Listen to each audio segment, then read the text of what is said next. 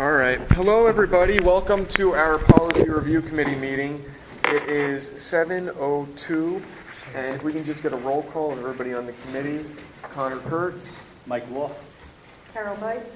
Mary Beth Torsha. Warren Small. All right, great. For public participation, if you could just, if you have something you'd like to say, come up to the podium, state your name and address, and we will let you speak. 3 minutes. I mean, we're more informal here, but as long as we stay on track, we can foster a little bit more of a dialogue. We have some folks from our transportation providers here, so we're going to move discussion of policy 808.1 and 820 up to the top of the agenda, just so we can get you guys out of here if you guys don't want to stay for the rest of the meeting. Or if you do, that's fine. So if there's no objection, we can do that. Now, Mrs. Torsha, can you provide a little bit of background on why we're looking at these policies? Well, we're looking at these policies because it has recently been adopted by the state to allow audio recording on buses. And we've had the ability to record waiting for that along with our surveillance. We do have cameras in our buses, all of our buses at this point, and prompted by our bus company, who is responsible for transporting our students, they would like to see us adopt a policy to allow the recording piece be added. So before we can allow the recording to take place, the school board does need to adopt a policy supporting that. Anything else that you guys have? One of the questions that was asked to me that I really couldn't answer was, what do you think you're going to be able to do with the recording based upon the level of noise that are on the buses? What are your thoughts of how the recording can support? It's not going to record everything. Excuse me, can we know who? Oh, I'm sorry. I'm sorry. My name is Wayne Klein from Klein Transportation. It's not going to capture all audio. But there could be situations where if there is a disagreement or altercation between a student and the driver, that we hope to be able to capture that so that could be used for discipline purposes. Okay. So, I'm sorry, go ahead. So it's really it's more or less, because it's going to be located in the front of the bus, as I understand. Correct. Right. So it's more to see how the interaction, I think it'd be more useful for the interaction between the school bus driver and what's going on in the bus. Is that really the focus of having it? Because I think, having a little background in the audio side, I think once you get past the fourth, fifth, sixth seat, trying to discern any type of conversation of what's going on farther back, it's really stretching. Yeah, so I just, I think that's pretty accurate, and it is going to be a two-way street. It's going to capture what the driver says also. So if the driver's saying something that's not proper, we're going to know about that. But if the student's not saying something that's acceptable, that's what we're hoping to capture. Ultimately, it's for the protection of all parties. Right. It seems. Well, it'll be most effective for the school bus driver because he'll be probably the voice that you'll hear most clearest. often. So. Mr. Klein said that the altercations, recordings of the altercations can be used for discipline purposes. Correct. Are we allowed to discipline at the school?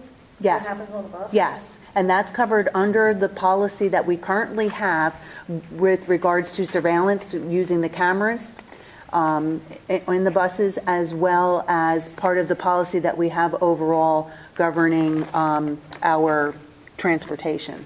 So yes, the school bus stops are an extension of the school. So if there is a fight that is occurring at a school bus stop, we have intervened from the administrative level, principals, with discipline. You would be amazed at what goes on at the bus stops. I am. I'm just confused because I think it's different private school level. And I don't think we have the same latitude. Possibly, but ours is from door to door. Okay.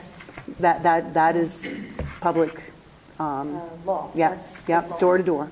Yeah.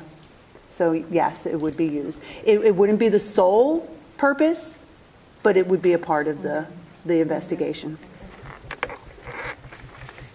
How long a period of time will you keep these recordings, or will it be recycled every day? You only use it at night or whenever they get back and you're able to retrieve the audio recording and video recording. Are you going to archive this for a certain amount of time in case something develops? Maybe in a week. Hey, my son was picked on or something. It varies depending on the camera system. Some of the ones that we have will hold up to 30 days worth of recordings. So what we have been doing, understand that we have had these cameras, it's just that the audio by law has had to be disabled.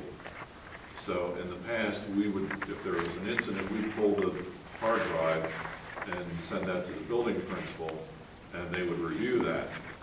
However, what we're hoping for is that they'll also be able to review the audio portion. And the policy that I'm proposing has a time limit to it, and in it, it's stating that the recordings would be held for a period of 10 days unless it would be involved with an incident, at which time then we would ask for it to be held longer. So our current policy is saying that at the end of each day, the surveillance tape is removed.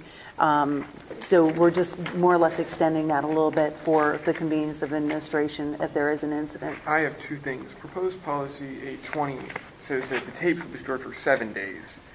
So does that one say 10 days? And the new one that I want to take over. This is the new one. This is the old one. 808.1. Okay. And you're looking at a guideline. That's an old guide. That's a guideline that goes to 820. Right. We would have to update that as well. But the policy right now that I'm looking at in your packet would be 808.1. Yes. And my question to this committee also would be, I have a problem in having two different policies because 820 seems to have been a policy that was adopted. Do you know how long ago we put the surveillance in the buses? Does 1998 sound about right? Probably. Okay, because this policy was adopted in 1998, and when you first look at it, it doesn't appear to automatically be just for buses, but as you read through it, you're seeing that more and more of that is pertaining to bus. So what I would propose is that what we're calling 808.1 become adopted as the new 820. Okay. So, and that this new policy would overrule that one because it's including the audio part. So 820 would become 808.1 and the old, this would just rewrite it. Right. Now there are some other things in here. And I think that surveillance might still cover some of which is in our buildings. So that's what I have to look at. That was very difficult for me to understand if it was covering both buildings and buses or if it was just intended for the buses because they were putting cameras in there. And my thought is the cameras on the buses and not so much the surveillance that we're doing with security cameras in our buildings. I'm wondering here, looking at the old the current 820, there is a line in here for driver and school personnel screening rights. That's the old one. I know. Okay. I don't see that in the new 808.1, allowing the driver. At least there's not a heading like there is in here. It's not delineated the same way. This is the newest version that has come up through PSBA, okay, so all PSBA vetted. As well as very similar to what the Wilson School District recently had adopted and what the Berks County Intermediate Unit had adopted. Okay. So we had looked at several sources. I just want to make sure that we're not abridging anybody's right to view these things. I don't know that we really want the bus driver. Well, in here it's very restrictive. Right. So I just want to make sure that we are not loosening anything we don't want to loosen, okay, or restricting anything we don't want to restrict. I do have a question, though, for transportation providers. I heard from, I forget who, that it's possible for the driver to turn off the camera. Is that false? Steve Rhodes, New Roads Transportation. Maybe you heard that. I had an incident last year where when they turn the key off, the camera goes off. Okay. When they shut the bus off. since then, I've told my drivers, there's students on the bus, they need to have that key on. Okay. But as far as I know, all mine operate with the key on and off. There is like a 3 to 4 minute period of will stay on and record after the key's off, but that's it. Okay. I just was wondering if it's possible for the driver to open up that little spot and flip the switch and it's off, but that's not. Okay. I'm glad to hear that. I have another question, Robert. You talked about saving the video and the audio section. This is not going to. This is only if there's an incident. Am I correct? Correct. Not every day we need to archive these. It's saying, the policy that I'm proposing is that we would preserve any recordings for a period of 10 days. And that because many times something doesn't come right to the administrator's desk the day of the situation, and sometimes you have to go back. And if it's gotten rid of every single day, then I wouldn't have that recording to go back to if I didn't get the disciplinary write-up or... Well, my cameras that I use record on an SD card, and they have the capability of about 14 hours, saving 14 hours before they start over writing. Right. Okay. What size SD card? It's a 32. Okay. But from experience, if there's an issue, the parent or the child's on the phone, parents on the phone, or the child's complaining that day or the next day. Typically, You'll be fine there. but they might have that situation, and that would be fine if you've captured it at your level, but say I'm out that day, or anybody's out that day the next day who handles discipline, and now we're coming back and saying I need to have the recording, and it's gone because that's the first I'm getting to it. So now, are we looking at, am I looking at a whole new investment here? Well, and that's a conversation I guess we need to have, because not understanding how long your recordings are able to be kept, that's what we need to discuss here. What is a reasonable amount of time, and maybe we, I'm wondering almost this 10 days. Right. How much flexibility do we have with that in terms of, because I see on the side they cite the Pennsylvania School Code, so I'm just wondering if there's any guidance in there. I think that's just the guidelines within there. So I'm just asking the question. That's something that I think that we can look in. What are you thinking is a reasonable amount of time? I thought I was doing all right with that. Because, with 14 hours? It'll overwrite the oldest file. Right. Is that a major So, upgrade for you? What's that? Is there a limitation? I mean, is 32 gig the limit of... I have to check. So I have to check with the Roscoe camera and see if there's a 60. There may be a 64. I'll have to check. Go ahead. Actually, with the 64, I think that came in with the extra cameras. So there's actually 3 cameras with the newer version with a larger SD card, but it's already being used with a 3rd camera, which gives a better view of the middle of the bus to the rear of the bus. How many cameras are there on a bus? There's one forward, there's one on the windshield, pointing backwards. There's in some of our midships going towards the back, so we can cover all the seats that way. All Can I right. ask you that comment? Yeah, if you could just identify Ron yourself. Smith, Transportation Clerk. Thank you. All right, I had no idea there were 3 cameras on some buses. I only imagined the one coming forward. Okay, that's interesting. Can I ask a question? What is the genesis of this? And what, have we been having a lot of incidents? Is it driven by the district? Is it driven by our busing partners? And what level, what age group are we most seeing problems with? Or is this just like an opportunity because a new law was passed, let's just jump on the bandwagon? Ron, did you want to? Yeah, I have drivers that come back and say, a child threatened to slash my throat while I'm driving down the road. I can't prove that. So I see that as a serious issue. And I think while we can watch the actions of the students, we just don't know exactly what they're saying. And if you have a child which is very loud, you're going to pick that up, especially if the bus pulls over and is trying to address that. So I think this is just another way for us to zero in on exactly what's happening on the bus? Most of our behavior problems that are occurring on the bus. At the elementary level, the biggest, the highest number of incidents that we're dealing with on a regular basis as principals is the bus. I wish I had I believe I could probably speak to the same for the middle school and for the high school. On varying degrees. Among the kids, though, at that level. Among They're the not kids, threatening. well, Isn't that at some times the kids are making inappropriate comments to the bus drivers. I've had that happen. I've had hearsay saying that the bus driver made an inappropriate comment to the student, and then you only had the youngest student sitting in the front of the bus to rely on to give you support. So in order for the bus driver to really be supported, it could... It protects everybody. Right. The only thing that I will look into is how long we do really need to legally hold on to something and adjust that, if everything else would. Just we were looking here on Amazon. If you get the SD card is actually becoming an obsolete format.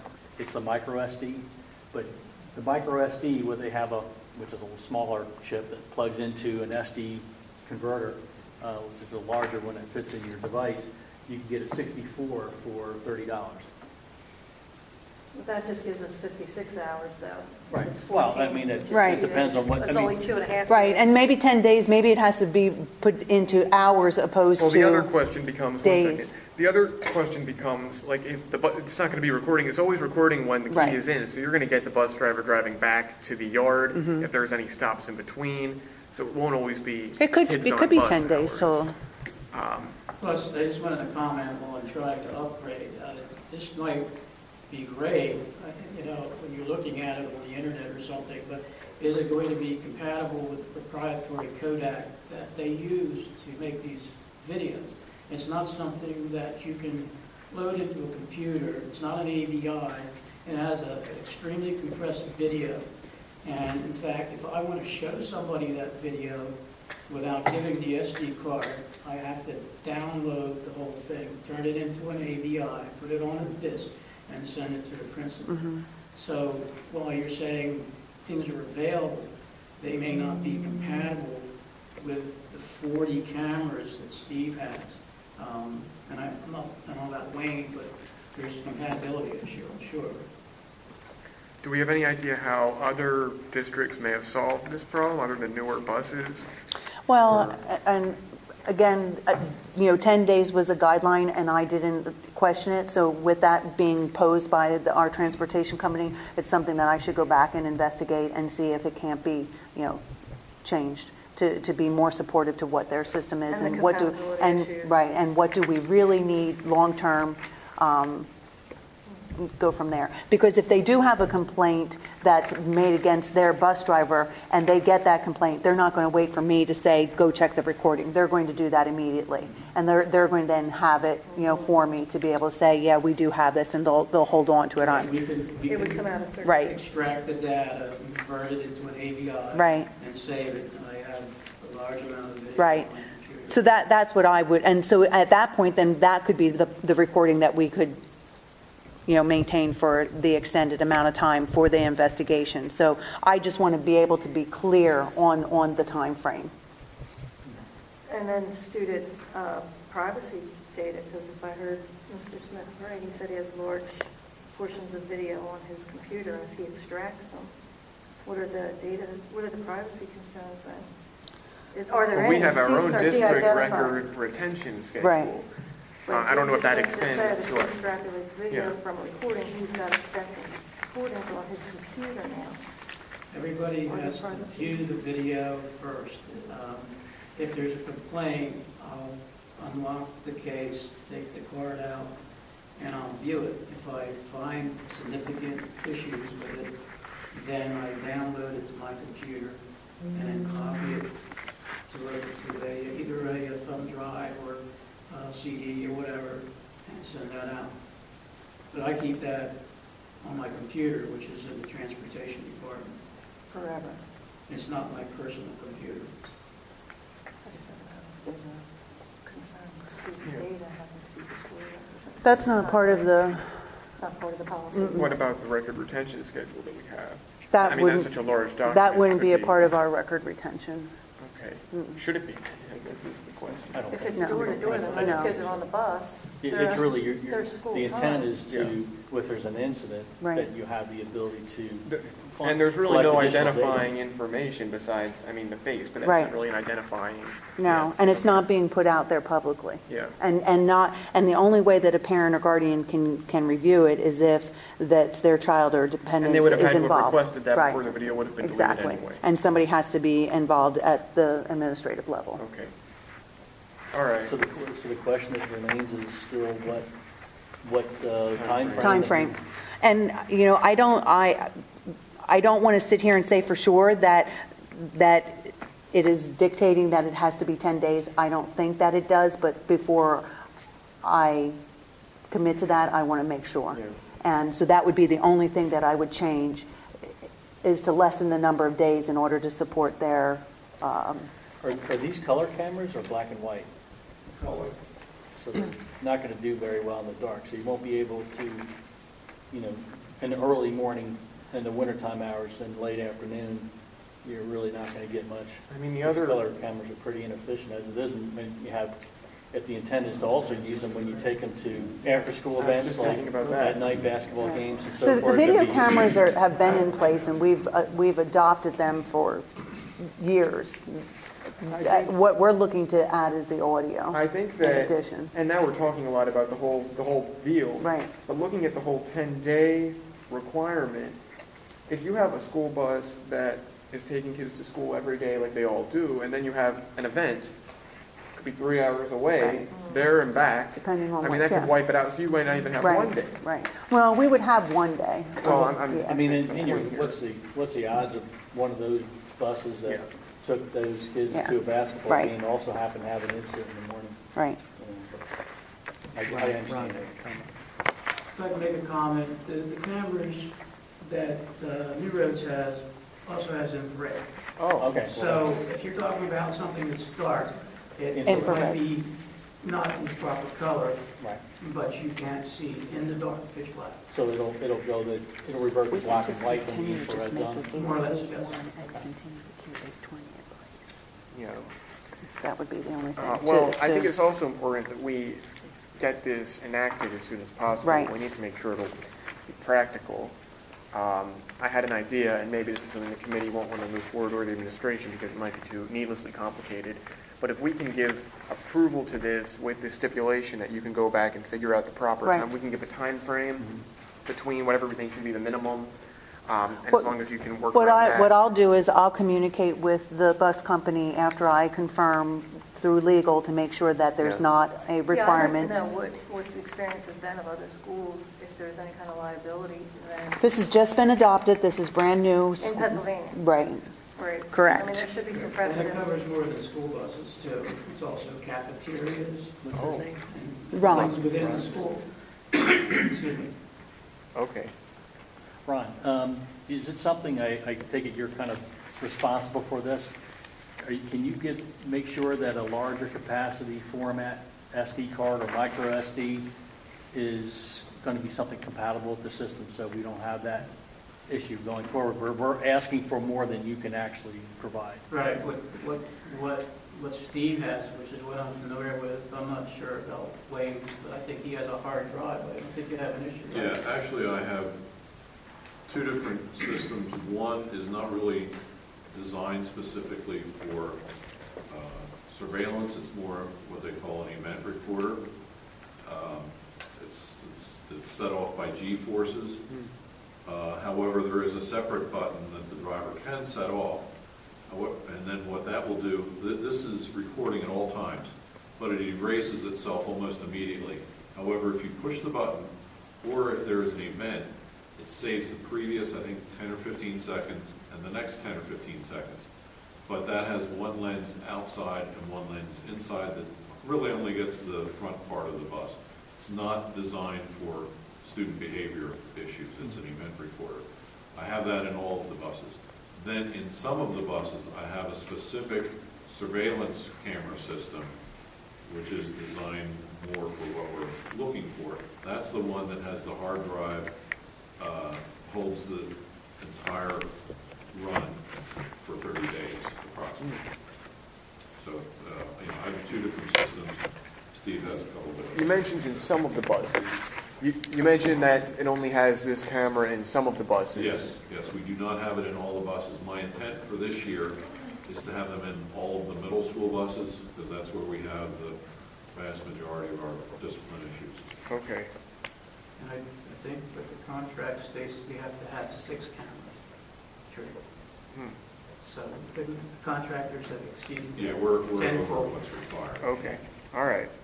We also need to make sure our policies go with our contracts, just to make sure everything is good there. I'm really not comfortable with this. Added surveillance of our children. I have no overriding concerns, as long as the video is within tight control, which it's one person. I think we lose control because we're delegating it to a contractual partner. I mean, I think we need to, for the safety of the students and the drivers, I think it's important that we have that audio component. I've heard anecdotal stories. I really haven't heard any compelling. I mean, there can't be evidence because there's no audio. There also So. isn't any damages yet. If you're worried about security, I could give you an SD card with all that video on, and unless you had the software, you could not play it. Okay. And it has But to you be could. converted. But you could. Well, I can because it's part of I my job. understand that. So the program that you have encrypts it It's and encrypted. then decrypts it when you're converting it over to an AVI file. Correct. So if somebody stole a computer, okay. And then, yeah. I'm not comfortable with it. I'm one of 3. I'm just Yeah. saying I'm not going to. I mean, I guess the question would be, after the issue has been resolved, is it too much to ask that the video be deleted, the large files? I don't save the large files. All I have is the originally encrypted video on the computer. And there's no way, is there a reason you choose to keep that original? Some of it has to do with personnel. I mean, if Okay. we have an issue with a driver, we keep a history on that. So it may not be a district issue, but it could be a, Correct. okay. Right. Now, is this the computer that it resides on? To your concern, is this owned by Mr. Rhodes? It's part of the transportation department. Okay, so it's not a district control computer. And assure the deletion of the files. What if the children are doing compromising positions on the bus and now that's captured? What if a 6-year-old undresses on the bus? And we're allowing this video and AV. I'm not comfortable with it. The video itself has been in place I'm not comfortable for with that. years either, and sir. I years. understand that, sir. I understand. I heard the testimony. I'm just saying I'm not I mean, looking at the other, hasn't deterred anyone from doing anything when we've had video on the bus for years. looking on the other side of it, if you don't, are you advocating not having any video on the buses? The discussion today is audio. I'm against it. You're against the audio. I'm just one of 3. I know. I'm just trying to get an understanding of, because you're provoking some. I know. I'm not trying to attack. I'm just trying to understand for my own benefit. So I mean, I have concerns about privacy Imagine all too. the situations. It just stinks to me. I could say that 3/4 of the student body is already recording video and audio on the bus and posting it online. It's not something that we're going to do that's any different than what's happening right now, but I think we are controlling it. And from a bus driver's position, we have an average of now 64 kids on the bus. And the driver has their back to those kids Yeah. when they're driving. And there's a mirror for them to take a look, but they don't want to look there all the time because they're driving Yeah. a CDL vehicle. So I see this as a... Sometimes the camera and the recording that could be the only deterrent Correct. for some of these things. Mr. Potts, you had your. Scott Potts, I just want everyone to know that if they do go on and you, anyone that has debate on this, the General Assembly has approved this under Senate Bill number 57. This is not only for police officers, but this is for school buses. So I think Okay. that was under session of 2013. So this has been out, this is approved, this does protect everyone. You don't need litigation on any avenue of an incident. And that this protects them. You know the drivers have issues. We know the students have issues. So why not have complete 100% assurance? So we have discussed some of the issues. You have something else on the privacy front? Well, I just, maybe for Mrs. Torsia, if you could reach out to like Wilson or whoever, and just ask them, you know, for Mrs. Bites' concerns as far as privacy and protecting the information.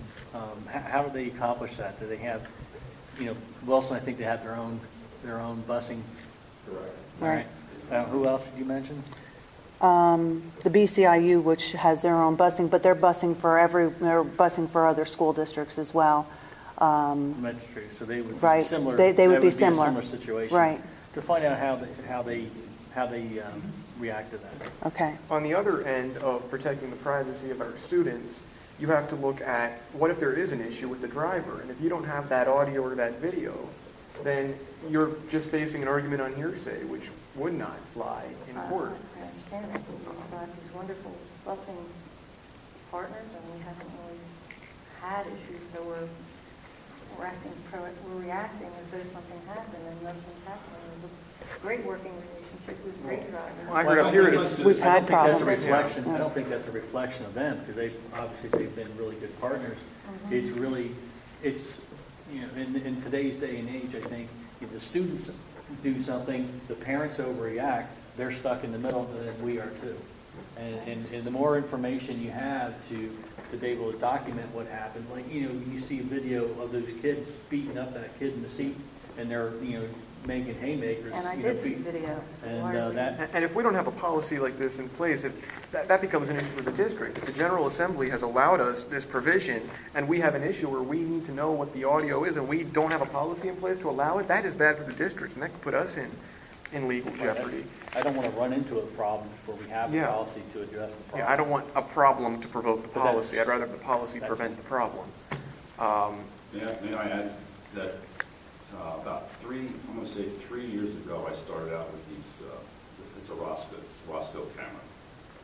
And it had two cameras into one. Not the windshield. Out the front, we can see what the driver's doing, where he's going, what he's hitting, and so on and so forth. I can also see the driver themselves. Drivers were not crazy about this. They thought I was checking on them. And my speech to them was, this is going to be as much your friend as your enemy, probably more, as far as being, you know, accusations made to the driver, or, hey, if you did it, you're gone. So, and they've come to accept it, and I think they like it as their friend. It does protect them as much as they could protect the child. And this is just one more branch of that. Going back again to the main sticking point, because I personally want to get this policy on audio recording in place as soon as possible, because the process for us to approve it takes a long time, going through a first reading and a second reading. So I'm wondering, in terms of the retention of tape, on here it says 10 days. Regardless of what we choose, I think that should be written into the handbook, so parents know that if you have an issue with the bus, you have 2 days, you have 3 days, you have 4 days to bring it to our attention. It will Okay, correspond. as long as we list have that. That's listed here, that the policy shall be addressed in the school handbook. And even- and there's a letter. And we will make sure that we Okay. follow through with those things, yes. I would say then, I will as long as it's investigate, I will make communicated- sure that the timeline is not dictated, and I'm sure it's not, but I will verify that, and then, I'm asking though, because if possible, I'd like to move this forward tonight, Okay. authorizing you to investigate that. the days. Do we have, is that something the committee would be open to, authorizing this to be voted on by the board, giving Mrs. Torsia that ability? If we say that, like my recommendation would be, we say 808.1. a minimum of Right. 3 days. Right. If that isn't law. Well, yeah, I think I'd be comfortable moving it forward to discuss and get some more information to, you know. And I for will follow Carol's up with those concerns. questions, So yeah. would you like? And to also, you know, for, you know, whatever we decide to keep, the duration to keep, that the technology is not an undue burden for them to upgrade to. Right. So would you like this to come back to committee next month, or, okay, you'd like, okay. I'll communicate to all, right. Yeah, all right, then, And I'll work directly with Ron and Steve. I think we need a vote then, based on that. And we'll just keep this as 808.1. We won't dissolve 820 because 820 seems to have some other pieces in it that you weren't as comfortable with, and we weren't ready to discuss 820. So if we need to dissolve 820 or Cull it down to right, then that's what we'll do moving forward. All right, then so I guess then a motion would be to authorize the administration to move this forward. I don't know how to write. I think we need to have some type of yay or nay to move it on to the board. Unless we have consensus, Mrs. Bites, you don't want to move this audio on? Okay, then I think we need to have a vote. I guess it's on you to make a motion, because I'm not allowed to. Motion to move, let me see, the policy 808.1 in its draft form, move forward to the First reading. first reading. And we don't need a second because of small group rules. And I will communicate back to this committee with regard to the day change, and I will also follow up with the questions that are being asked with regards to the privacy and how do the private bus companies accomplish that information being held. Well, yeah, Ron's gonna, that's something that they would have to find out from the manufacturer to see, so if we're asking for a certain amount of days to be kept before it begins this new cycle and overwrites, they're gonna need a larger memory card than what they have. Yeah, that's kind of a catch-22 because you can degrade the video and get more hours, but then it's the video is always... I'll communicate with you exactly what it is, and then we can come up with a comparable. So we're authorizing 3 days is something that we have in place. 5 days, you would have to rotate the cards every 2 to 3 days. Right. Keep that. Okay. Now, going along with that, if there's a bus running at night, racking up a lot of miles, it would still be important to keep that 5-day or 3-day or whatever the day total will be, if that's what we're going to be saying to parents. I'm sure you guys understand that. But I guess we can now vote. The motion has been made. Mr. Kurtz, yes. Mr. Wolf? Yes. Mrs. Bites? Okay, so... But so it's not going to be on all the buses.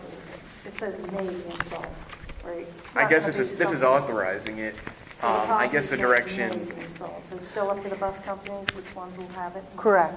Right, they don't have to do it all at one time. Right, but if they want to have them on all, Steve. The way it's worked in the past is if there is a particular problem on a bus, we'll install a camera on that bus, or if the principal requests a camera on a certain bus, we'll move them Oh, I'm around. much more comfortable with that than just a random sample. Well, unless we're requested, If they're not I going to be I on keep them in any- the middle school buses because that's where 90% of my problems are. Thank you. I'm always wondering, do we have any issues from a legal perspective if something happens in a bus that doesn't have a camera? Especially if we're sending home a letter saying that, pretty much saying that we're now recording audio. I believe but they it's all not- have cameras at this point. I'm talking about face, that's not what we heard. No, That's okay. not what the policy says Okay. either. It says may be installed. I mean, I think that's a discussion. I think we should have them on all the buses. And I know that might be a financial cost, but I mean, all this is kind They of, don't even have these cameras on discussions all about buses. safety. You see, the and thing, movement. the reason why you might want to leave may in there, Right. say there's an issue with the camera, Yeah. it becomes inoperative for whatever reason, or the card becomes corrupt, you don't want to make a guarantee. Yeah, I'm not specifically talking about the policy in this case. I think the may is in there just to authorize. But it's saying because that right it now may it's be not installed allowed. on all. Yeah. So all district buses means to me that if they choose to have video surveillance on all buses, they may do so according to our policy. Or they can move the cameras that they have. Right. The bus as needed. Right. If they're just Or- not but- routinely this is- amassing video. These are hardwired in their buses, so if they request a camera be on the bus, they'll probably switch out the bus. No. I'm not sure that's Yeah. what Right. the policy This is also. Switch the bus out, didn't you say you switch Yes, the cameras out? yes. We've had requests where there's an issue, say in an elementary school that's serviced by one of Wayne's high school buses. They'll actually switch that with a middle school bus, so there's a camera on both. All right, well, we have that moving forward now, so hopefully we can get that in place soon. Again, my own thought would be that it would be great to have those cameras on all the buses, just going off some of the safety concerns we talked about earlier. But the policy as it's proposed as may. I guess that is just my own opinion. But, Okay, all right. leave it May as May, right? Okay, so we are now complete with those. Thank you for all that insight. Thank you for your consideration. Thank you. Well, I guess then we can go back onto our originally proposed order and talk about proposed policy 915, booster and support organizations. So this has been something, and I'll admit I dropped the ball on this when the changeover happened. This was something that was being discussed back before the board had changed. And this policy that's in, Can they look at it with us? I think, we normally have a copy Yeah. over there, so And I don't there's have- nothing prohibiting. Do we have an extra copy? Can we call up to Sandy and get her to I can put one share up? my parents, but Yeah, for the meetings moving forward, if we can have a copy of each proposed policy. Well, I don't know. I don't know if we always did that in the past. Once it's I've never been once a it's part up for of a second Right, reading. I've never been part of the policy committee, so I'll make sure of that. But here, they can send this now because I have another one. Carol, That doesn't have you you. found another. Okay, with your set. so this is with some, your vetting since July? It is, Or is this the same it is one just the we've same one that is here because I don't have anything, I did not have anything to compare to. I was not a part of the beginning. Okay, so this is the one. But, If I right, can provide a little bit of background, this is the policy that was put together by the board before we switched over. At that point, we discussed it when the new board and this new committee came into focus to see if the new committee had any additions they wanted to make or any changes. And Mrs. Bison brought forward a policy from another district that we looked at, and Dr. Sanker had some issues with that, and that didn't really go anywhere. So now we're back. We have to get a policy enacted. Well, Okay. I read and over so I felt that I looked at other district policies and there were some that were so far in depth, and then I looked at some that were more scant, and I really felt at my evaluation that this was a good place to start because it seemed like it was right in the middle. Yeah, I looked at that. I forget what the name of the school is that you gave. I read through that. Yeah, and I went through everything of theirs, and every time I ran across a subject that was covered, everything was pretty much in that's what we have in here, with a few things that I had noted. Right. And I looked at Danville and Jim Thorpe, and I'm not going to remember the third name of the school because it's not a common one. But they had all of the parts that were here, and then they had more things that became just really further. Yes, I just felt like this. Harrisburg by any chance? I did not look at Harrisburg. I'm okay with starting. So this is where I just thought that let's start here so that this is the beginning for me as well. And this is not just build on it. this committee, but this is the previous Right. version of this committee, which had Mr. Basil, Mr. Yeah. Sermonero Right. as well. And from the booster side, I think, Mrs. Lamont was involved. I can't remember what her name is from the sports side. Oh, Nancy, Kelly Kelly Heffer. I think Heffernan. and what I Heffernan. recall, some of the issues were just the reporting that were back. Some of it they felt was a little cumbersome Right. to provide. But we can get But there. We want to go necessary. through. Yeah. Yes. I mean, there are Is things that are. bonding addressed in this one then? That was one of my concerns. The bonding is- People that are handling the money for each of the schools. See, it's Is in the groups? if you look all the way to the last page, is the third item is the organization appropriately bonded. That's part of the audit that performed. Now, I have one thing that I think should be added, and I'd like to get Brian Subers to weigh in on this because there's a provision in this policy or proposed policy that says that if the organization disbands, the money should revert to the school district. Here, disband, cease to operate on page 5. In trust for the sole purpose of distributing said funds to the benefit of its successor, club, or like group, which I don't think is controversial, but I'm wondering what legal authority do we have to tell another organization what to do with their money? And I'm all for this, but I just want to make sure that we can enforce that. I don't see how you could. Yeah. They're Unless their they- own entity, they have their own tax ID, they're not. They're their own 501c3. Yeah. The only way that I could see having any chance would be to include a provision that they have to agree to, saying that they abide by all Daniel Boone policies, and it's included in the policy, and be recognized that they agree to that stipulation. Typically, a Well- 501c3, if it disbands, the state steps in and the assets are distributed to a like 501c3. And I did see, though, there was somebody else that had this written into their bylaws, that if their group would disband, that they donated their money to the school That district. could be the requirement then, that their bylaws include the provision for If doing that's that. enforceable. Well, if it's their own bylaws, So then there's no issue. But if it's Right. against district's state law, forcing then it. then Yeah, Oh, yeah. I don't know. I think what Lauren's Brian saying, that would be something we can look Well, at. I guess it would- Pretty easily. I know. That's really He going to be a did question, one I think, time, for Brian. All right, I can Yeah. contact That's one I Brian. thought, Brian. Yeah, Yeah, I don't think If this, it's not enforceable. I know, that's the thing, like, and that's just kind of been my sticking point here. I'm okay with the way Lauren described it. That is state law that has to I mean, be that's a typical distributed of like kind. That would be 501c3. another sports, That doesn't mean- another Regardless, sports booster in our, But they I meant- want- if they're a 501c3. that is I what don't we're know. requiring. But how does that Are you- process Is it work? required? the music side definitely is. I don't know about the sports side. But is it a requirement of Are we Daniel requiring Boone's it? boosters to have their own 501c3? Is I that think that they, Yes, there is a Is it in here? provision in here that they have to have for. Okay, they filed 1023 of their own. Bylaws and statement of purpose.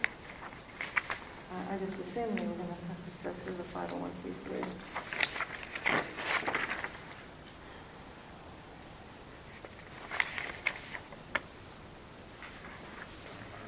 I know.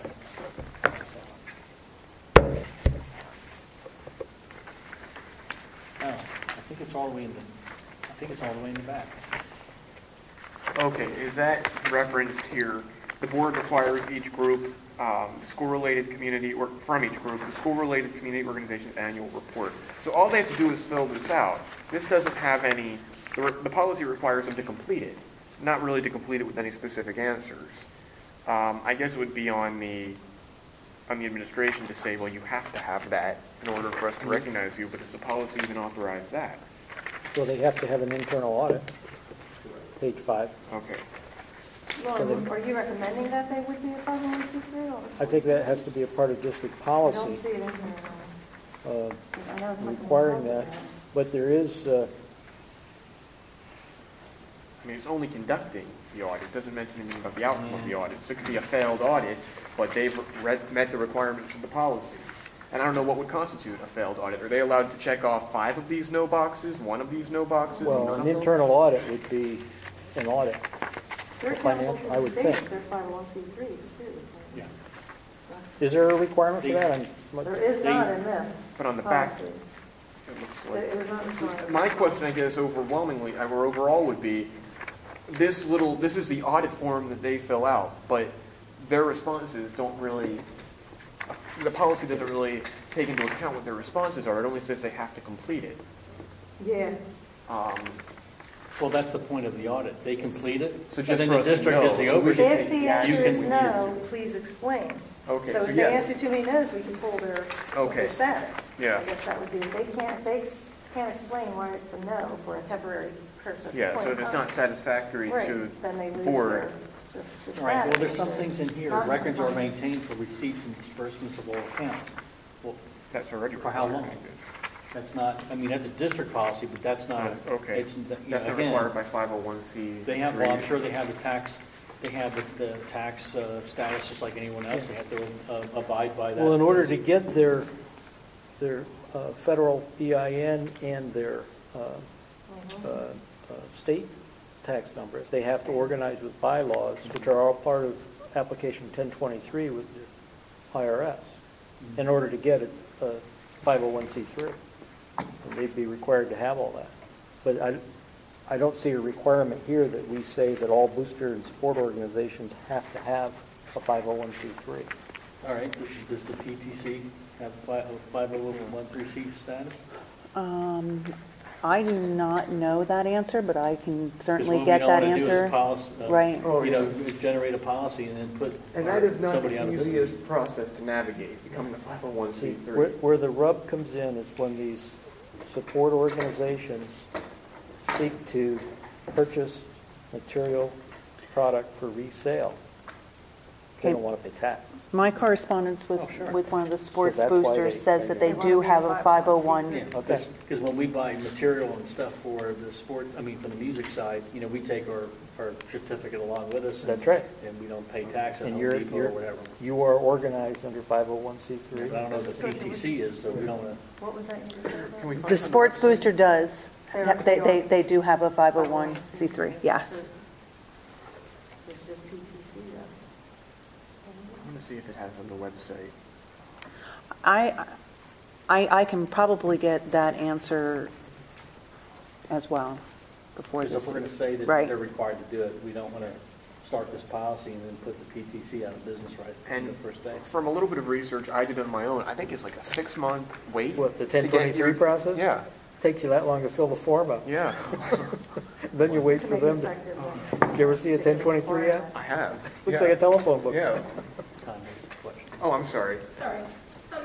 So, am I? Mrs. Slattery, could you just state for the record? Yes, I'm sorry. Karen Slattery, Center Road, Union Township. I have a couple of questions, sorry. But the first one is, so you're saying each group would have its own bylaws, and the bylaws would be specific about what they can and can't do, and In order to file for a 501c3, an organization must organize, have bylaws, state their purpose. It's all part of the application process, federal. Okay. Because if I could just state for the record that over the past year, pouring through different policies and boosters, you know, some of the things that I find difficult is that right now we have policies that say that these funds should be student-driven and, for example, should not pay for volunteers. Yet we blatantly allow them to not be student-driven and pay for volunteers. So this looks like a great start, but a bigger question to me would be, how do we go about retraining everybody and enlightening everybody to what the guidelines and policies actually are and how to follow them? Because we have administration from the top down who don't even know what the policies are. Well, there isn't one yet. It's Yeah. written in here that they would be. Our policies- They would have to comply with. PTC does not have I'm sorry, say again? Mrs. Blank? It's written in here that each group would have to know the policies and be in compliance with them. So it's a good starting point. Okay. I've seen that in number But 4. are we going to be incorporating, for example, right now, our school policy has certain things, I mean, or is it just going to be a free-for-all where everybody could write their own rules? And I'm just giving 2 examples, one being, is No, the statement of their purpose is that it would differ. The sports boosters' purposes for sports, to promote sports, their general statements. And their bylaws would be about how they run their business. Yes, the bylaws are There's about, nothing that's going to be in conflict with our policies. Okay, They would all be expected to comply with our policies okay. regarding clearances for coaches, well, not coaches, but now that being And said, then- I mean, our policies are only as useful as they are enforced. If they're not enforced, then that isn't appropriate. So it falls on the administration to ensure that it's all of our actually a good policies. time to start making Well, sure there is enforcement. Yeah.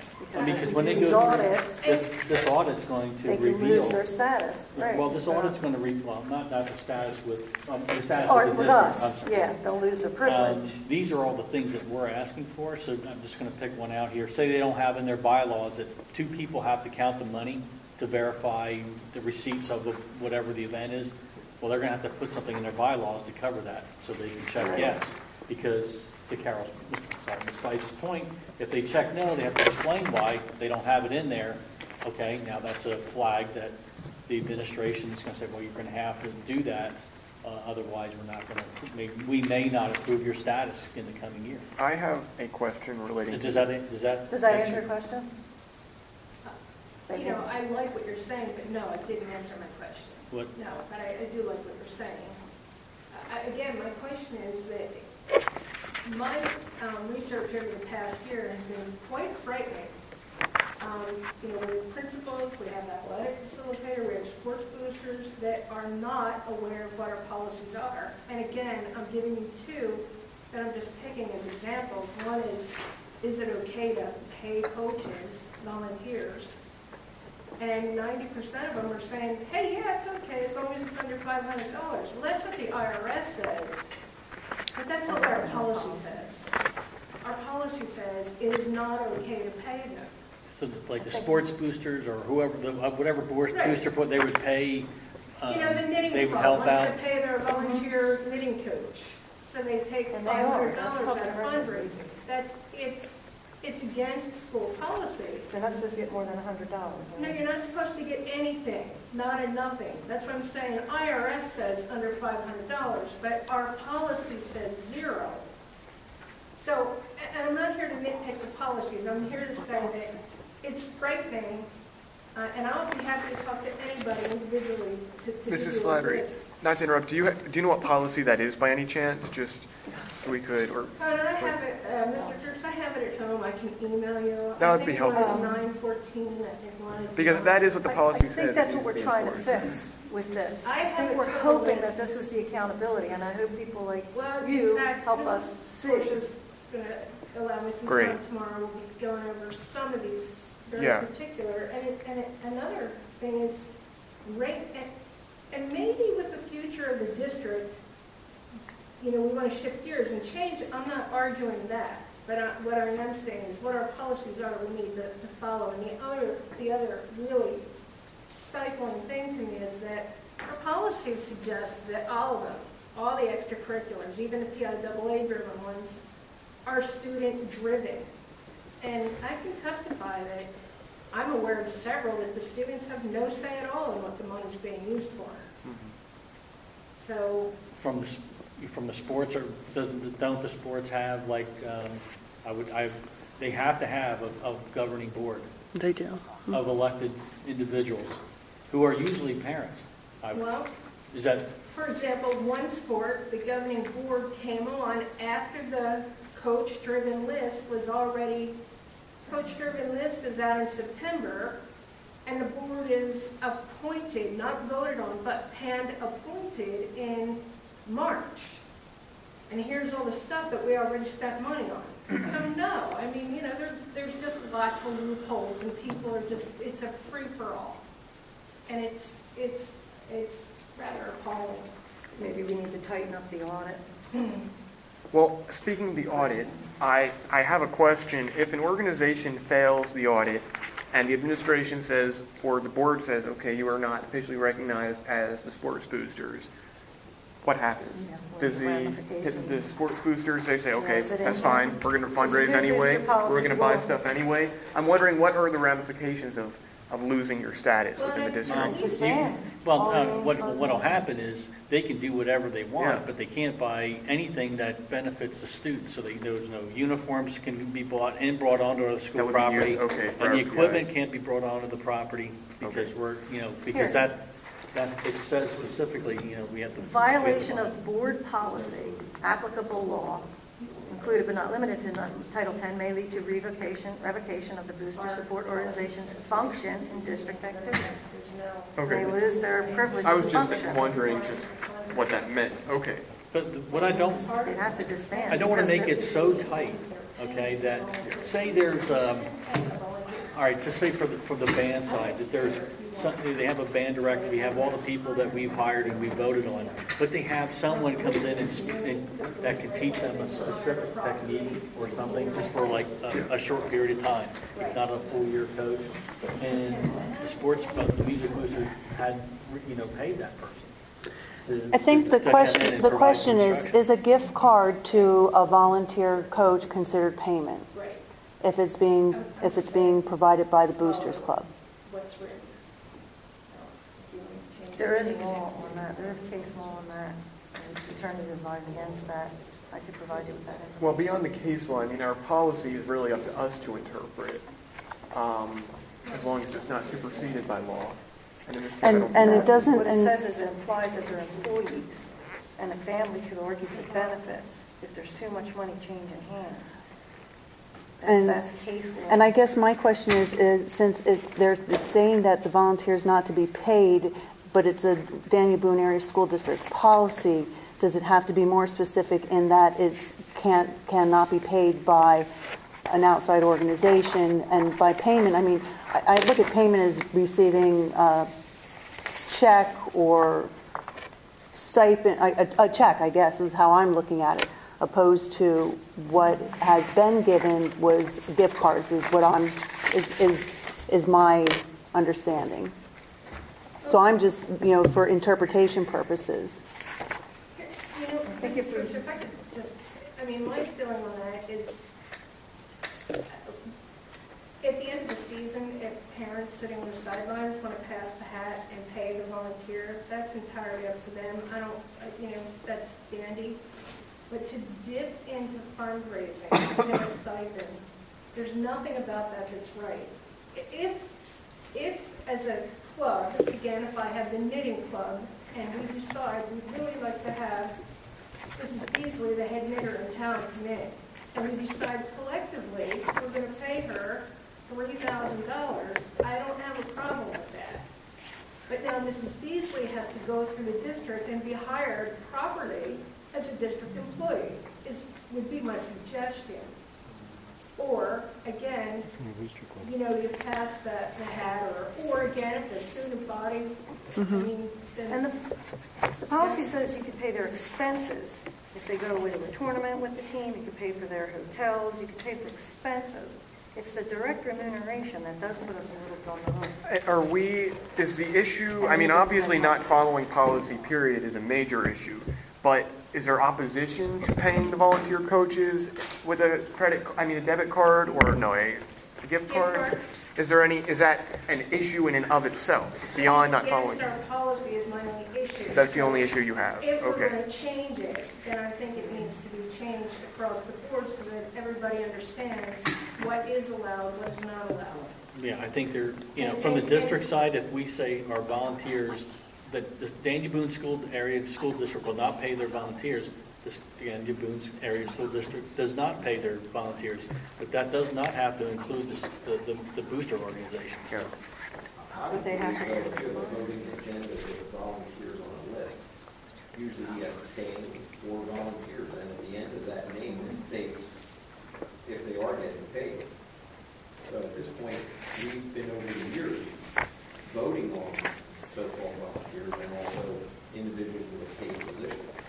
Anyone that's not on that list, the school does not endorse them or does not hold any authority to the point of acknowledging that you gave the okay to pay someone else. All right. In that case, say the football team wanted to bring in a specialist to teach the kicker how to make field goals going out. All right, and that cost is $500 to bring this guy in or girl, and they could put that person on. They could put that person on the agenda to be approved, but have that stipend paid by the boosters. As long as it's listed out, that'd be a way to do it.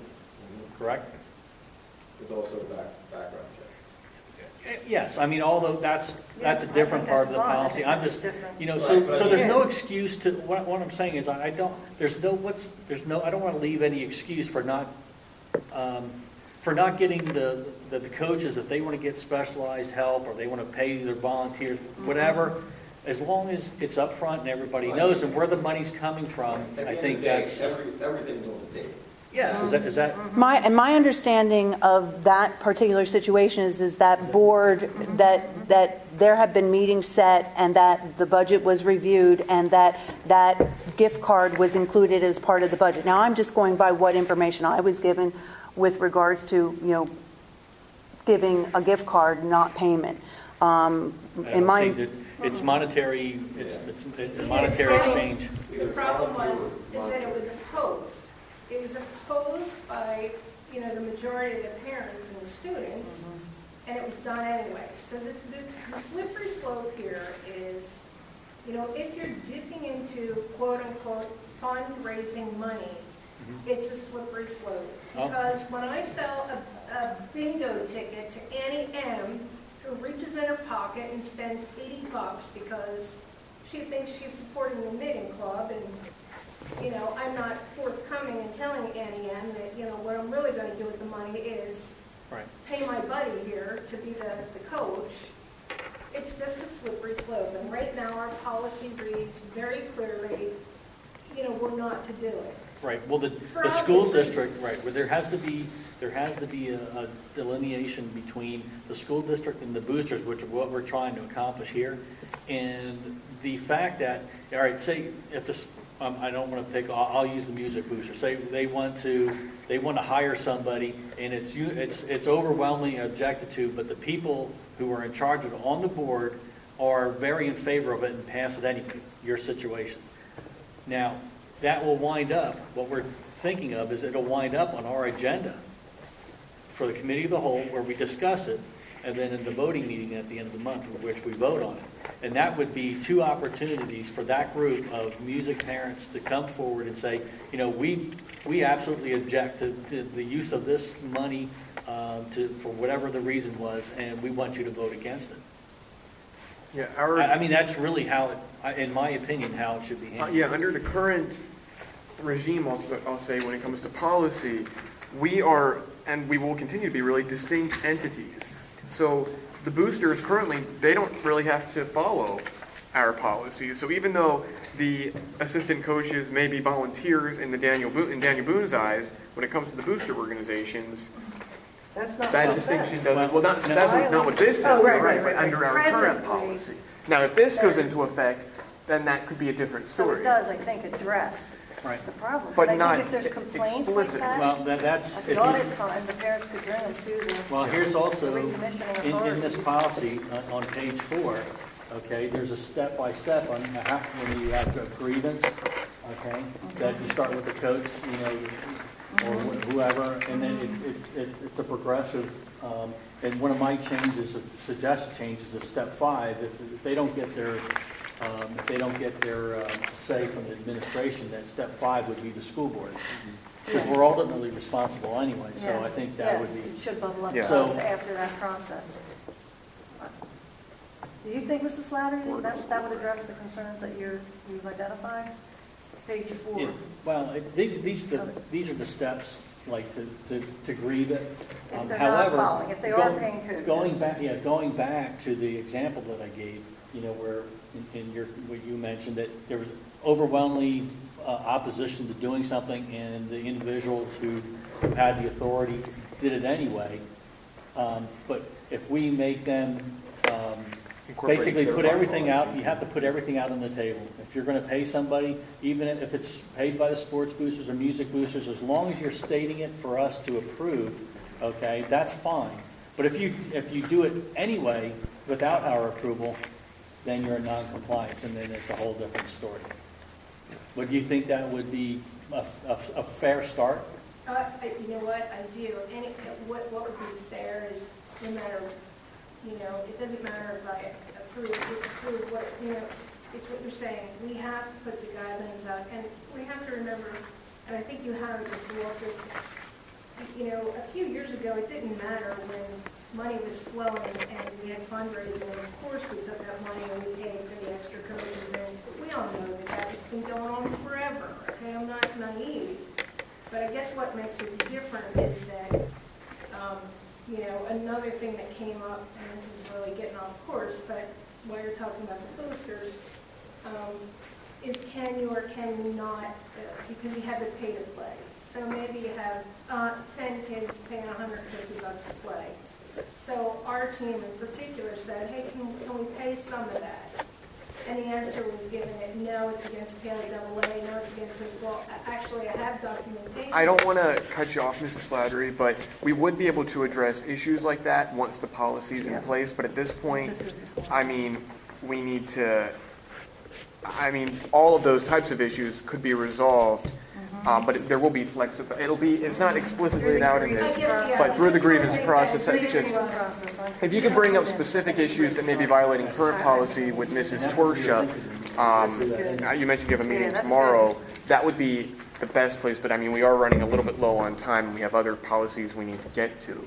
I think this is a great start. And the financial report, I would just suggest, Mr. Small, shouldn't it be, I call it a profit and loss when I consult small businesses, where you see where every dollar came in that year, where it went, and what they're carrying over?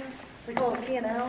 Is that what we're talking about? well, yeah, Financial but statement that they would have to make Which available? page are you on? Which report are you? The last, the audit sheet. It Well, says, that's other reporting. a checklist where they acknowledge that they have done.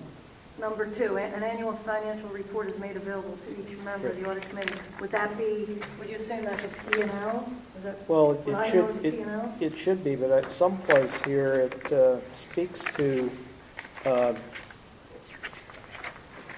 thought I saw a statement of disbursements. Perhaps we could give them the form so there's unity, and what, maybe that's something you and Mrs. Torsia would hand out to each group that we would expect handed out. Obviously, if you had a full audit from CPA. Well, that's what it asked for, is an audit by an independent auditor. I just meant this audit, our annual report, I'm calling it an audit, but the attachment 915. Is that a requirement to keep the 501? Yes. All right. Yes. So every couple years, I think they need to do an outside audit. Is that- I think it's every year. Now, all of that can be spelled out in the I guidelines. just meant their accounting to Well, us, this because financial report. we're really asking them to maintain a 501(c) status, and then everything that entails is on them. But I don't know that just stating they need to be that, then everything else is part of that shouldn't really be part of our policy because that could change. Right, So right. we I was just wondering, what is it? Organization could attain that probably won't like another 6-7 years. We just want to make sure that the PTC, which is the only one we're not sure, has that. I am wondering in here, this audit report, is there any line in here saying that this will be seen by the board? Because here, to be Yes. signed, there is, Given annually to the Daniel Boone Area School District Business Office, which, isn't necessarily. to the board? Oh, you mean board I approval? wanted, yeah, coming up, I think it would be a recommendation from Mr. Right. Small and Mrs. Torsia that, before our voting meeting, Yeah. it's going to wind up on, I think it's in October or September, I forget what the date was, that we would be compliant. approved, right, they would be approved or not. And, we're just, Okay. we're going to take for granted Yeah. that they've done Yeah. their Right. side And of the it. books would be open for us to review. Yeah, if you all right, wanted to. okay. individual So we don't need members, to write that into the I agree, policy. yeah. Okay, that's fine. So, Do you want to throw that into 50, where are we sticking Yeah. that 503 requirement? So the PTC does not have one. So I'm not, they do not have a 503, a 501c3. Are they anything? They, How do they purchase items for resale? Or don't they do fundraising in that manner? for resale, no, if they do things for resale, it's usually through a company like the candy place who's already has, They build the tax into the price of Right. goods? right.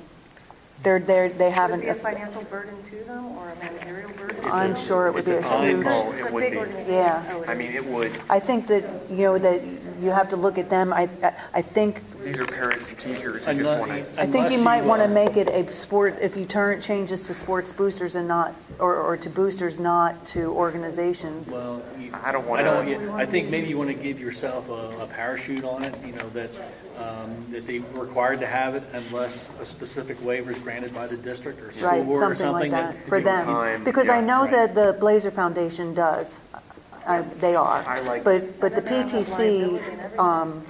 well, PTC has liability. They do? They do have that, they have that, they just, that I know. Is it in the president's name every year, then?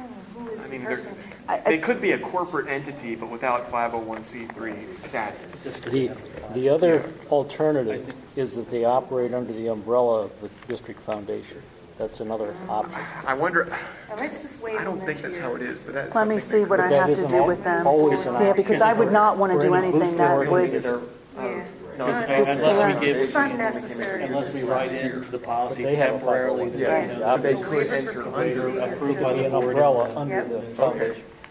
So put it in, Okay, wave it out. just what we're told Mary Beth is that, depending on if they can operate under the foundation, fine, but, if not, we're going to put it's a requirement, however, leave us a parachute that, that the exemption could be granted, by the district and And you approved. could use, Well, it doesn't have to have an end date, as long as. right, and you could use an example as PTC. We could put PTC in as an exact example of what group.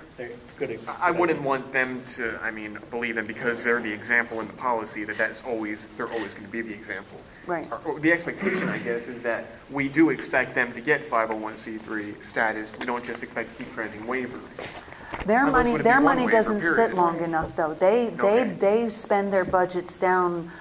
My experience when I was a building principal is that if there was a budget that was given to me that I needed to use, it had to be expended by the end of the year. And then if not, then they did something with it. I believe that, I don't want to say that they go to a zero budget every year. Is the discussion right now to exempt them permanently from having to acquire 501c3? They're Just all for under right one. now. Just for right now is what you're I saying? think you I just think grant, just right now, I don't so even we think come you up have with a to necessarily recommendation list now. them specifically. Okay. Just leave Grant yourself them a generic. waiver, Now, but I want to know, what is the say term it of can the be waiver? waived. We put the language in here that We don't says. want Well, to say? maybe that's something that, Brian can help out on, Okay. that we want to leave a parachute for an PTC is organization. such a small, Right. very small They might, They're- be group of waived. individuals that have Be that. waived. They might be waived, because they're a bunch of little ones, right? Yeah, my question Building was, a building. because what if we get another organization that wants to waive, and I'm not saying that we would deny it, but what would the procedure be for applying, and what would the conditions of the waiver be? How about we let them get back to us? Okay, We so just waive them we're still out. going to be waiting on the policy, I love but you, we did a lot of Lawrence, good on work. that. Well, there were some things Yeah, this is good. there were some This things is a that, great when I was start. looking through Mrs. Bites' the other school district, the purchase of equipment and apparel in excess of $1,000, and I just went per year, not per incident, because they could, well, I'm going to provide $1,000, I'm going to spend $1,000 for football, I'm going to spend $1,000 for football pads, I'm going to spend $1,000 for football helmets. Next thing you know, they spent $5,000, nothing went to the girls, and we have a Title IX issue. Exactly. And I was just going to raise that very issue. So I because would just like to have that 1,000 per year. you only speak once that I can find to Title IX. I believe that's toward the back where it says that violation of board policy, applicable law, including but not limited to Title IX, may lead to a revocation of function in the district activities. But Brian will tell you that right now Title IX expenditures by booster clubs is a hot topic across the Well, state. that's why, Because of Title that's IX. how we got to this point. Oh, okay. All right, a year and a half ago.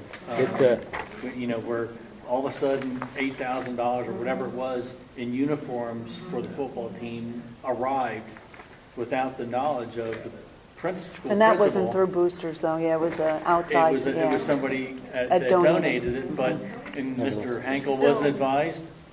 They just showed up, and all of a sudden we had black uniforms. Like, what happened to our school colors? And then one thing led to another, The kid posted it on Facebook, and then it was viral. That should be equal distribution between each sport then. So, and Well, it has to be by sport and gender. so that's what. Title I IX. mean, if That you was the put genesis of $1,000 it. This only says has to be advanced in baseball, Title IX gets more specific than that. 499 purchase of equipment. So we want to specifically mention Title IX in the policy? Yeah, and that's where I think Brian needs to give input. Okay. I Now, think they're expected to know and be in compliant with Title. Title IX is mentioned in here. well, on the briefly. last page is what, in the audit, is what Lauren There mentioned, was, not in the I thought it specific was text. something else. You already spent. It doesn't say that we can stop it though. If we think that Well, The only thing we can do is revoke their statuses. The only punishment is a slap on the wrist, really. If Title IX is breathing down on us, if Wait we a get a minute. complaint lodged against us, I mean, we can do less than that. We could, of course, communicate with them, but the only we don't punishment, have the authority to stop them. Sure we do. We have the only authority is to Mary Beth. revoke them after it's Here's done. that very thing at the workshop. We will have the, This is Brian sat next to me at the workshop.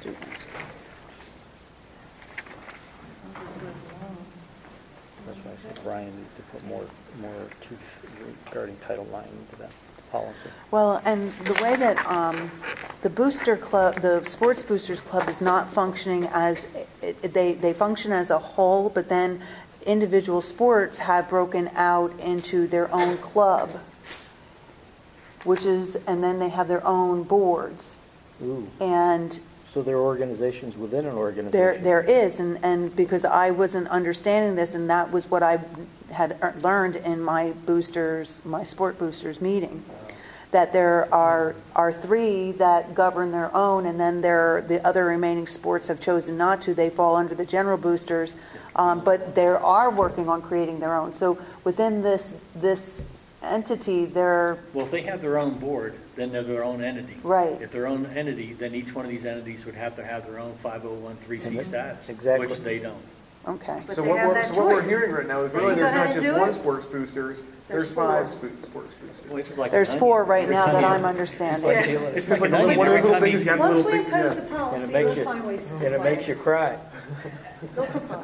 Mr. Small said the Title IX thing is a big problem, because the problem with the separate entities is Well, that was the- nobody's minding the candy shop, so we're spending 10 grand over there, and they're spending 1 Well, that was the over first there. thing, when I saw that picture on Facebook 2 years ago, I was like, hey, those are nice uniforms, I wonder how much they cost.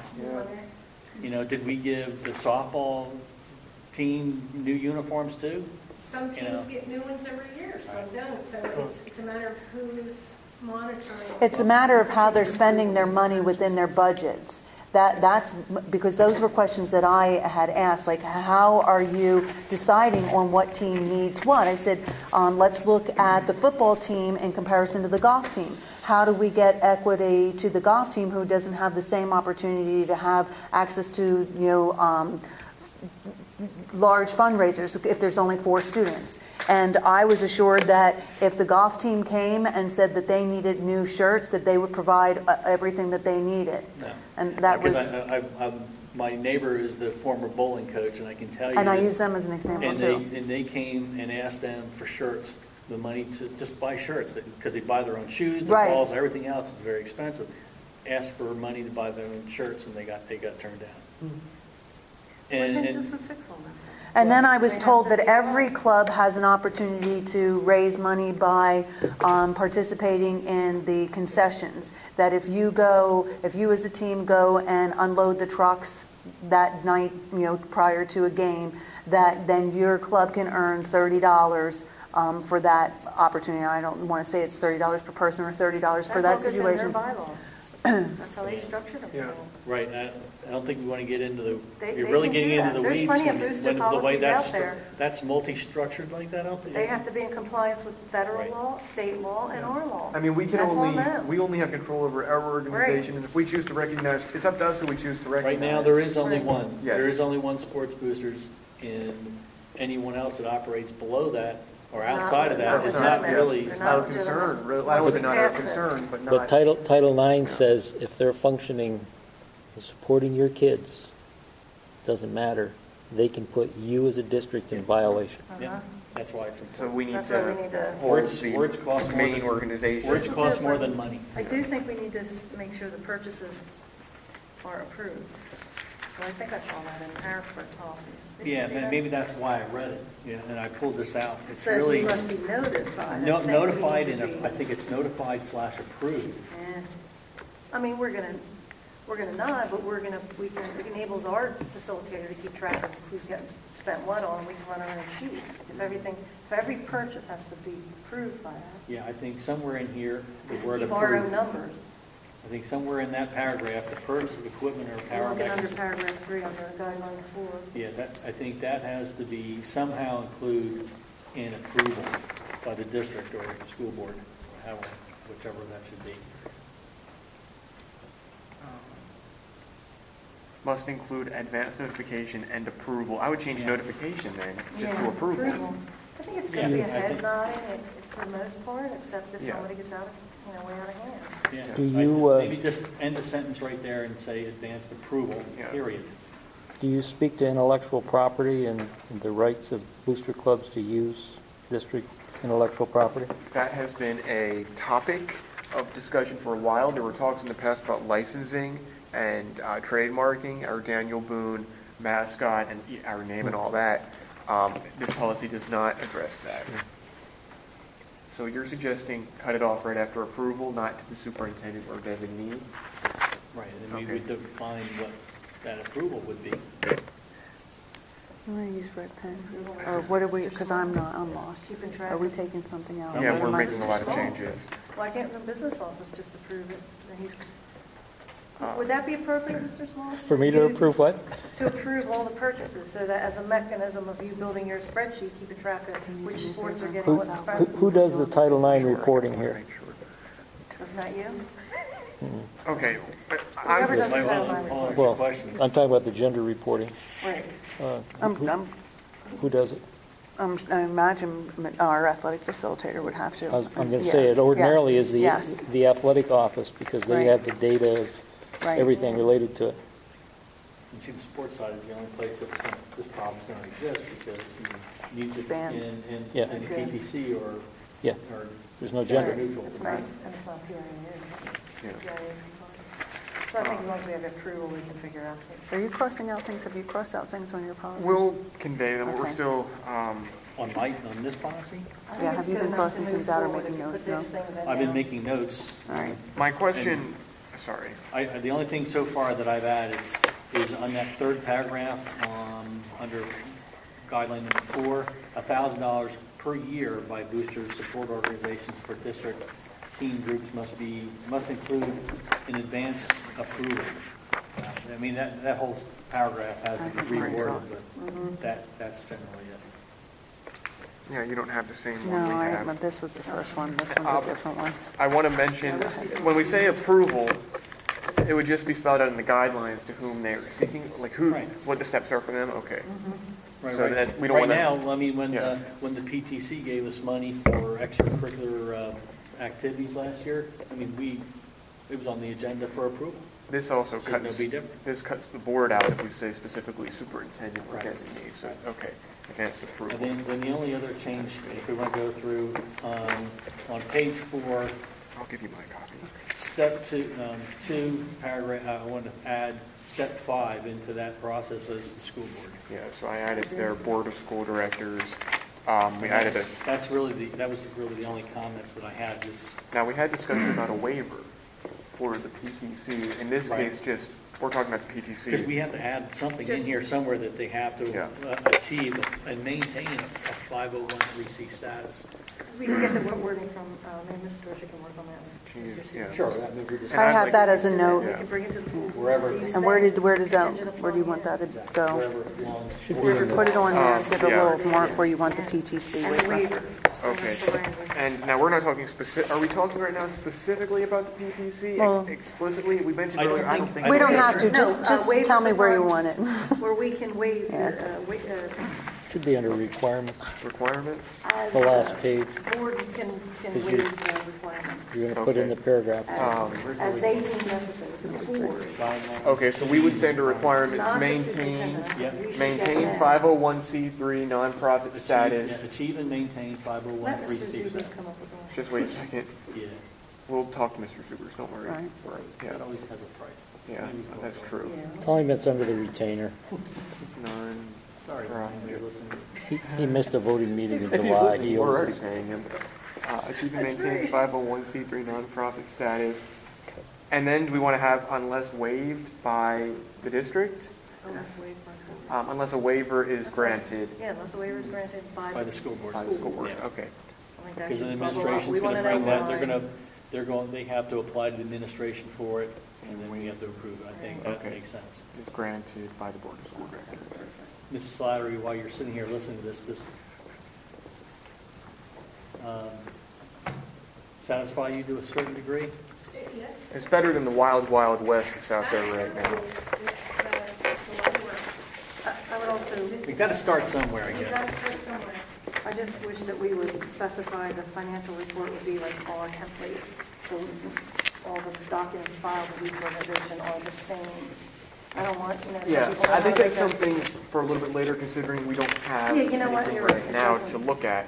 I was wondering, just one more thing before I want to move on here. On the annual report, is it worth, and maybe I didn't see it on here, but just something certifying that the organization is in compliance with all district policies, just so they have to affirm it.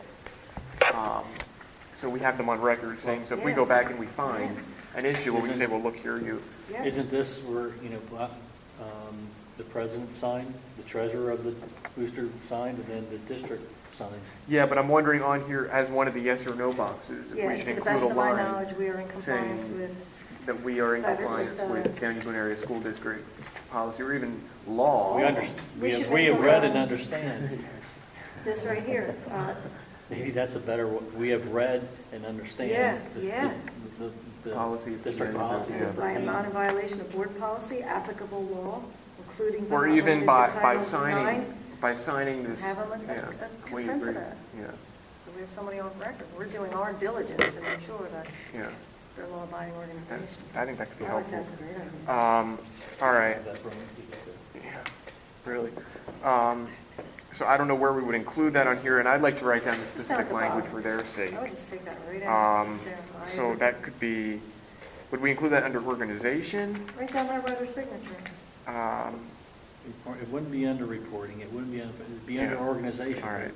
So I will write here, to the best of, Below hereby certified. but I don't want to specifically put these Certificate. people on the spot. It's You the do. entire organization Yeah, that you needs do. to be, You want the Right. president. we want the Right, but people. they certify that Okay. that they're understood, read, and are abiding by our policies There's concerning the one person booster. being two people being held Okay. accountable. Because My the president is the signature president, and that person's responsible. I'm writing here, I have read, Maybe something that clause under organization. that's what we're, That's what we're yeah. putting in, yeah. I have read the policies Read, yeah, read of the, and understand. yeah, and then I'm going to have, okay, I've read and understand, I don't know what's the English on that. That's okay. I have read and understand the policies of the Daniel Boone Area School District and will abide by the provisions set within. Yeah, Okay. whatever. I think we should We had- we had to- stress it, that we are, to the best of my knowledge, we are in compliance with the law, I'm sure there's a way including but to not say limited that. to Title Okay. IX. Wow, Yeah. All right, I've read and understand and will abide by, and okay, I'll figure that out.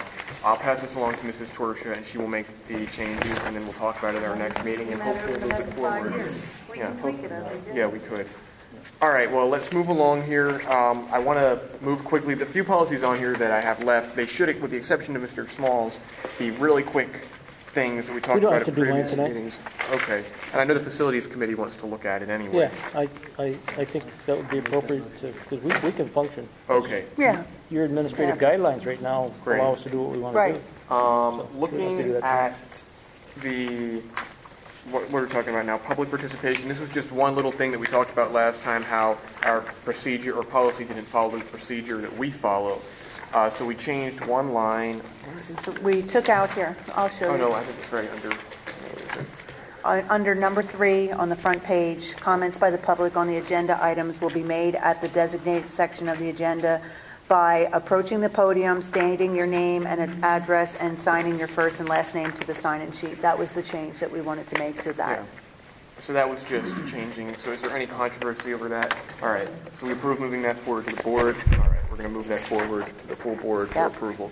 Next up is local board procedures. This is something Mr. Martino wanted me to bring up because it's been kind of an accepted practice, at least what he's told me, that the board president has been an ex officio member of all committees, and that's been kind of just an accepted practice. He mentioned Andrew Page said 4. that.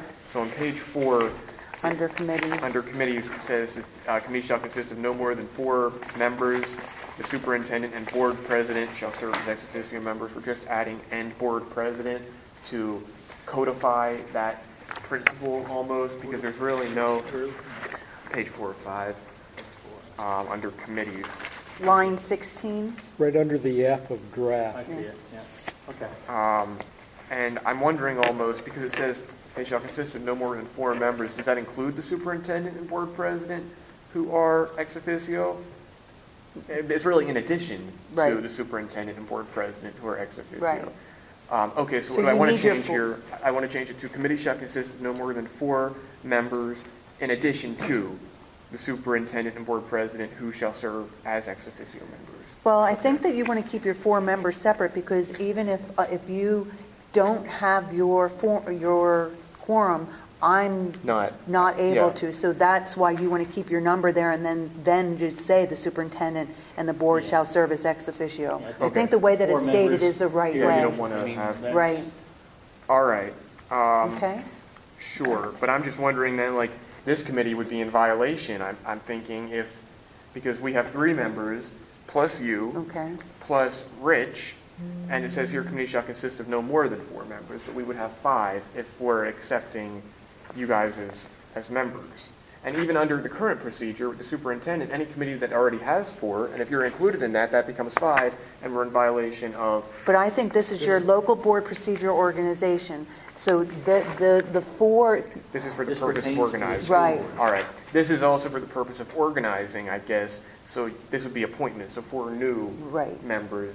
I mean, it's really, this is just how we operate, and it's always been accepted that it's not how I'm saying it could be construed. So I guess I'm solving a problem that doesn't really exist. So we're fine. so Never this mind. one's okay? So we're and- okay to go as it Yeah. Yeah. goes, All right. Great. Okay. So that moves on to the full board. That was a lot that you said there. Just for the record, ex officio means that they serve in an advisory fashion. They would not share the same credentials as regular members. So they're not I guess, I mean, for the actually superintendent, she considered can't vote. advisors. Now, the board president, if there's a tie or something, would they be allowed to vote? I assume the board president would have a vote. Yeah, because there'd be no more, you couldn't have no more than 4 board members. So you Okay. couldn't, because that would form a quorum, and that wouldn't be advertised, and then you Right. would be in violation of a whole bunch of So, other things. so the board president would not be able to vote. No. All right, then that needs to be, I think that needs to be clear, because ex officio by definition what just that means by the virtue of the office, Right. not necessarily that you can't vote. It sounds like it's more of a, you're extending An open. The group thinks the ideas from You can this person contribute, would but- provide right, good you can contribute as a insight. board member and speak, without being a part of the They public. could Yeah. not But vote. they're not, they can't vote because we can't form a quorum. Okay, well, I And you're think limited to 4 members. just because the term ex officio, as far as I understand, just means by virtue of the office, not necessarily that you can't vote. Right. I think we It should does include say in you here. can't vote. Is that, By- what are you looking at? from Is that the just, office. is that, because It's I, Michigan State University. but is that just an advisory thing? Because in practice, yeah, ex It's officio clar- typically it's can't clarity. vote, but by definition, it only means by virtue of the office. Again, maybe I'm solving a problem that doesn't exist, but I think it should be clear because that controversy could come up. You could have a board president who says, I want to vote on this committee, and the policy says I'm a member. You could have a superintendent who says, I want to vote, and it says, and I'm also a member of the committee, so why shouldn't I be able to vote? I don't know, I just need to Unless you clarify put in that. here that ex officio, unless you put under here ex officio members Non-voting. are non-voting. All right, I would include that. All right, it just as says, a here separate is a line. definition, ex officio member is a member of a body, board, committee, etc., who is part of it by virtue of holding another office. The term is Latin, meaning literally from the office, and the same intended is by right of office. Its use dates back to the Roman. Oh, read that. Okay, a common misconception is that the participatory rights of ex officio members are limited by their status. This is incorrect, although their rights may be indeed limited by the bylaws of a particular body. Robert's Rules clarifies that the term denotes that only how one becomes a member of a group, not what one's rights are. So it's So just we saying need that, to- Yeah, we need Then to you have to- specify. Then you specify that the ex officio It's not a- members it's are not voting are not members. voting All right. members. So I'm going to add a new and here it line. says, ex officio members will abstain from voting unless bylaws constrain their rights. So that in an ex officio, it is. See, we wouldn't want to do that anyway, because Well, we follow Robert's rules, Right, right? because you wouldn't want to have a quorum Right. without advertising, so we wouldn't want to do that. It's very specifically spelled out in the Robert's Rules, what ex officio means. Yeah, but When that's they not count Robert's towards- rules, it's an interpretation of Robert's rules. No, I got robertsrules.com. But this just says here. So we're it's just not- getting the It doesn't Yeah, hurt right. to say in You're here just- that, if you it- just yeah, If you just put that clarification there, I think. shall not possess voting. All right, so what I It wrote, has its own definition. ex officio member shall not possess voting rights, period. Done. All right, All right. so that can be moved on. I'm going to give you this. So address, can I have that red pen? Keep doing your time. All right. This is a plus, not an X. Okay. That's it. Public comment? All right. Then next meeting is going to be before the voting meeting at 6 next month. And this meeting is adjourned at 9:14.